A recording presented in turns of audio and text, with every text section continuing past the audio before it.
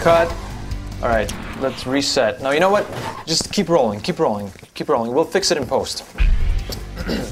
Hi, kids. Captain Disillusion here. You know, as much as I love the movie business, there's no business more superstitious and slow to change.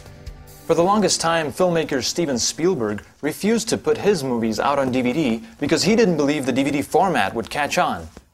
And of course, the various urban legends surrounding the deaths of famous actors are always rampant. But then there are the pointless, utterly ridiculous myths for which Captain Disillusion is forced to compromise his integrity, bend copyright laws, and show, for educational purposes and within the bounds of the Fair Use Clause, a clip from the 1987 comedy Three Men and a Baby. Oh, she's so lovely. It's an urban legend you may have heard of. About halfway through the film, when Ted Danson's character's mother comes to see the baby and carries it across the room, an ominous figure of a young boy can be seen standing in the window. The story is, of course, that a family that lived in the apartment previously had a young son who committed suicide, and that the figure is his ghostly apparition. It has even been claimed that after this paranormal discovery, VHS re-releases of the film had the scene cut out of respect for the grieving family. There are only two problems with that story.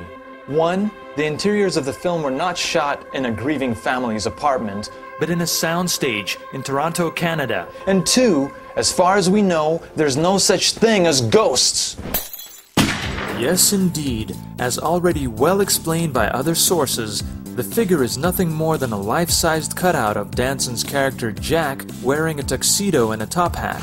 The sequence explaining the origins of the cutout was cut out of the film, but for comparison, the cutout itself can be clearly seen in a later scene. It may be poor set decoration, but there's nothing supernatural about it.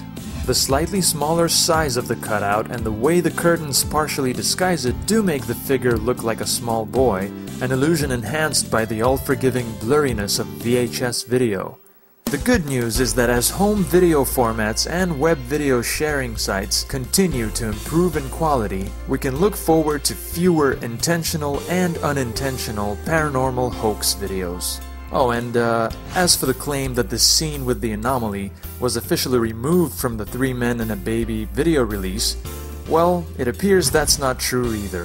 Come on, a major Hollywood distribution company is not going to go into the trouble of intricately altering a feature film over some creepy anomaly. They only do that to avoid sculpture copyright disputes, or to posthumously censor a master director's work in order to avoid an NC-17 rating and achieve a higher theatrical gross. Anyway, just remember, beneath the glamour and mystique of even the most high-profile productions, it's just a bunch of guys filming another guy who's... Damn it! Just keep rolling. But now I'm afraid it's time for me to go, kids. A couple of crew members on a web series set are about to get reprimanded for incompetence. Remember, love with your heart, use your head for everything else. Captain Disillusion! Hey, where'd everybody go? Come on, guys, come back. Seriously.